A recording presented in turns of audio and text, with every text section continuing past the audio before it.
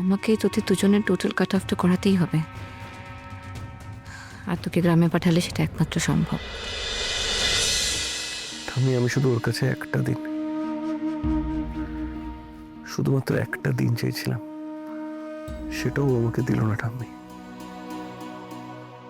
আচ্ছা, আমি তো বলিনি তুমি গোটা একটা সপ্তাহ থাকো, শুধুমাত্র একটা দিন চেয়েছিলাম ঠাম্মি, সেটাও আমাকে দিল না। তুই এখন হয়তো বুঝতে পারছিস না বটে, তবে ও ভালোই করেছে রে। লাজু বুদ্ধিমতী মেয়ে, এই ক্ষেত্রে ও তোর থেকে বেশি ম্যাচিওর ডিসিশন নিয়েছে।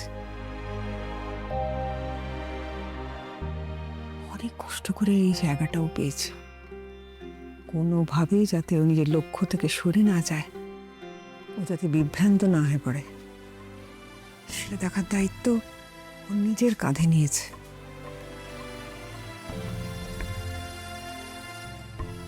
এটাই ভালো হলো রে দাদু, এটাই সবচাইতে ভালো হলো। তুই ওর দিক থেকে ভেবে দেখ, তাহলেই সবটা বুঝতে পারবি। ঠাম্মি, তুমি কেন এটা বলছো?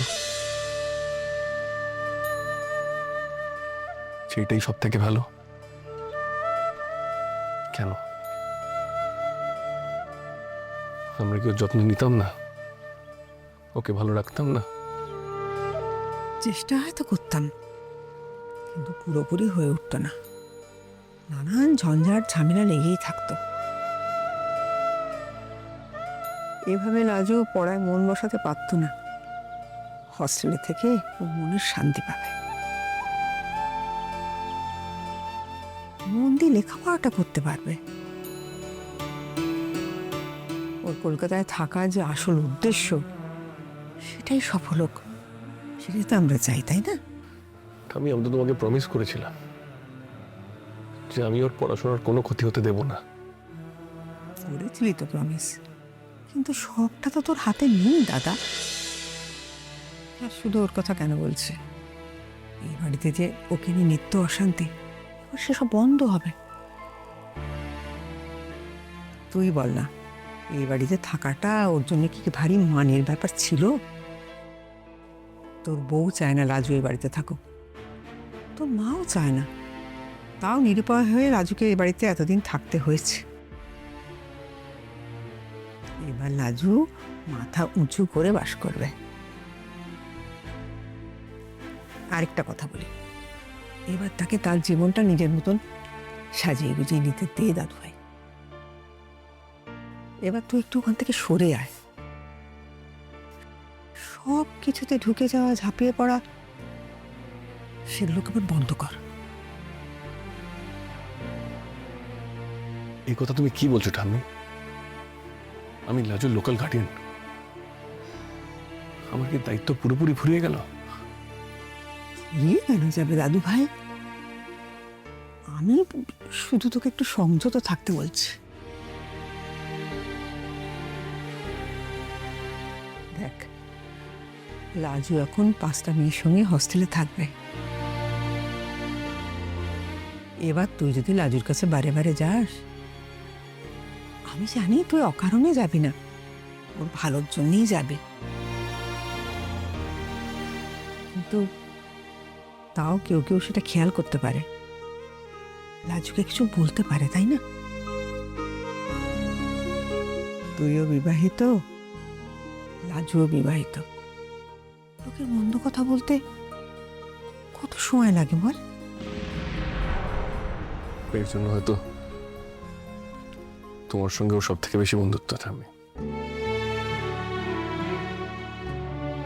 কারণ এই কথাগুলো ও ভেবেছিল। তুমি বলার আগেই লাজু আমাকে হোস্টেলে নো এন্ট্রি করে দিয়েছে, যেন আমি ওখানে হুটপাট করে না যাই। আজকে আমার সঙ্গে গেল না পর্যন্ত, নিজের ব্যাগ ট্যাগ তুলে নিয়ে একাই চলে গেল। ব্যাস, তুই যেন ওর এই একা চলাটা বাদশা দিস না দাদু ভাই,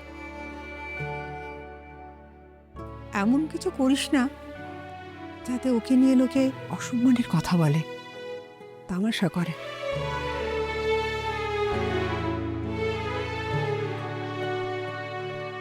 বুঝতে পারছিস তুই আমি কেন বলছি কথাগুলো?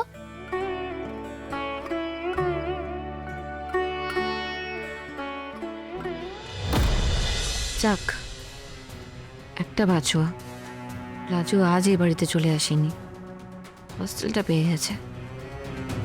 বাট লাজু হস্টেল মানে তো তুই কলকাতায় অনুভবের নাকের টোকাতেই থাকবি।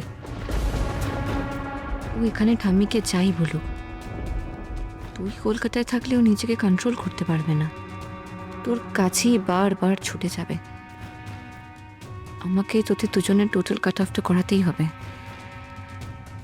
আর তোকে গ্রামে পাঠালে সেটা একমাত্র সম্ভব।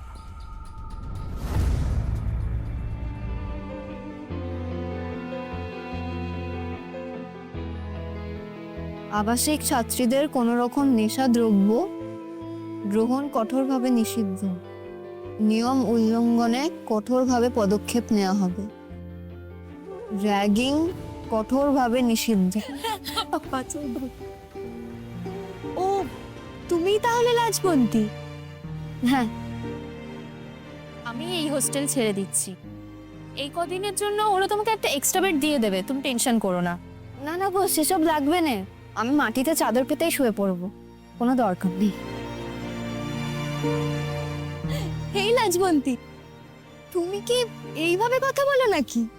হ্যাঁ গো, এভাবে কথা বলাই তো আমার অভ্যেস। কেন, তোমাদের কি আমার কথা বুঝতে অসুবিধা হচ্ছে? আমার কিন্তু অসুবিধা হচ্ছে না তোমাদের কথা বুঝতে। না না, আসলে অভ্যস্ত নেই তো শুনতে, তাই তুমি তোমার মতন করেই কথা বলো। বাই দ্য ওয়ে, হাই, আমি মনীষা, 3rd ইয়ার, আর ও হলো সুদেশনাদি 4th year. High.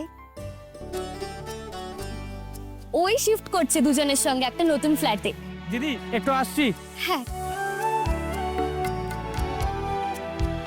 Thank you দাদা। ওয়েলকাম। তা তুমি তো দেখছি ম্যারিড, তা তোমার শ্বশুর বাড়ি কোথায়? আমার শ্বশুর বাড়ি পলাশপুর গায়ে। ও আচ্ছা, তা তোমার জিনিসপত্র সব কোথায়? ওই ওই যে ব্যাগগুলো আছে আমার জিনিসপত্র। ব্যাস এইটুকু? আরো কিছু আছে, কিন্তু আমি যেখানে থাকতুম সেসব ওখানে আছে, আমি পরে গিয়ে নিয়ে আনবো। ভালোই হলো। এই যে এটা দেখছো, এখানে তোমার সমস্ত জিনিসপত্র ধরে যাবে। আমরা এখন খাওয়ার হলে যাচ্ছি, তুমি তাড়াতাড়ি করে তোমার জিনিসপত্র গুছিয়ে তাড়াতাড়ি চলে আসো, ঠিক আছে? লেট করো না, সবার সাথে ইন্ট্রোডিউস করিয়ে দেবো। এই চ, আয়।